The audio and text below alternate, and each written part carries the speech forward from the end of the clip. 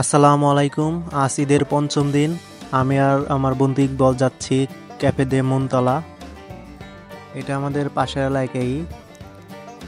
মনতলা আমাদের টাঙ্গাইলে গালা রোডে অবস্থিত। এখানে বেশ কয়েকটি রেস্টুরেন্ট আছে, কিন্তু তার মধ্যে এবার ঈদে প্রধান আকর্ষণ হলো ক্যাফে ডে মনতলা। এবার ঈদে আমাদের এই ক্যাফে ডে মনতলা উপহার দিয়েছেন আমাদের ফিরোজ ভাই। ওনারা কয়েকজন বন্ধু মিলেই মূলত এই ক্যাফে ডে মনতলা রেস্টুরেন্টটি তৈরি করেছে। মূলত ব্যবসার জন্য নয়, ওনারা অনেক আগে থেকেই পরিকল্পনা করছিলেন যে মনতলা এমন কিছু তৈরি করব যেটা সবার মনে গেঁথে থাকবে।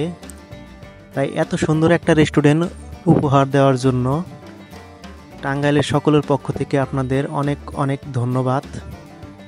এখনও এবছর পুরোপুরি পানি আসেনি। পানি আসলে এই মনতলার সৌন্দর্য আরও কয়েকশো গুণ বাড়িয়ে দেয়। এখন বিকালবেলা, তাই এখনও লাইটিংগুলো জ্বালানো হয়নি। এখানে আমার বন্ধুরা সবাই ছবি উঠা নিয়ে ব্যস্ত আছে। এখানে খাওয়ার লোক খুব কমই দেখছি, সবাই শুধু সেলফি উঠা নিয়ে ব্যস্ত আছে। এই গরমের মধ্যেও একদম ইকবালের অবস্থা দেখেন পুরো ভিজে গেছে। তাই আমরা এখন এখান থেকে বেরিয়ে যাচ্ছি। সন্ধ্যায় যখন লাইটিংগুলো জ্বালাবে তখন আবার আসবো। এখন আমরা ক্যাফে ডে মনতলা থেকে বেরিয়ে চলে এসেছি গত বছরের আকর্ষণ যেটা ছিল পয়েন্ট অফ ভিউ, সেটাতে চলে এসেছি।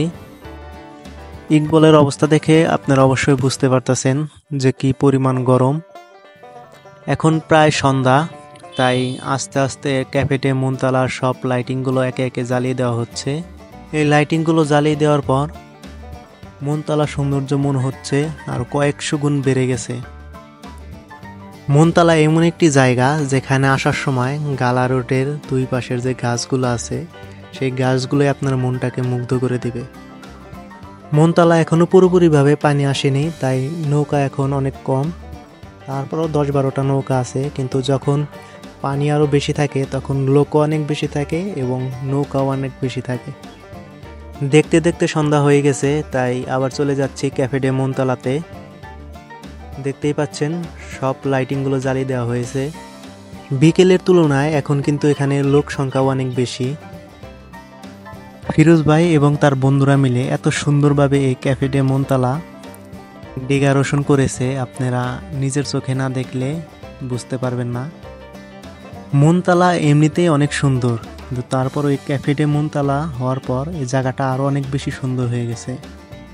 পুরো মনতলার সৌন্দর্যটা দেখার জন্য ওনারা তৈরি করেছে ভিউ টাওয়ার। এই ভিউ টাওয়ার থেকে আপনারা পুরো মনতলার সৌন্দর্যটাকে উপভোগ করতে পারবেন।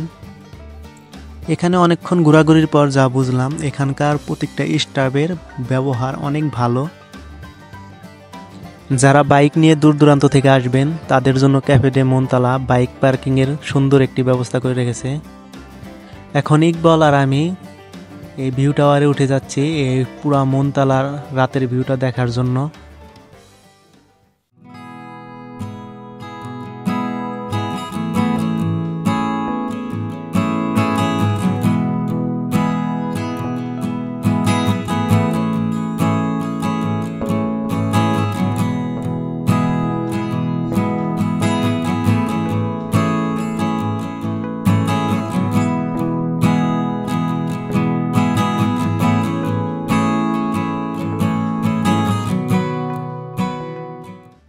হালকা হালকা বৃষ্টি পড়ছে, তাই বেশিক্ষণ আর এখানে থাকা যাবে না। অল্প সময়ের মধ্যে হয়তো অনেক জোরে বৃষ্টি নেমে পড়বে।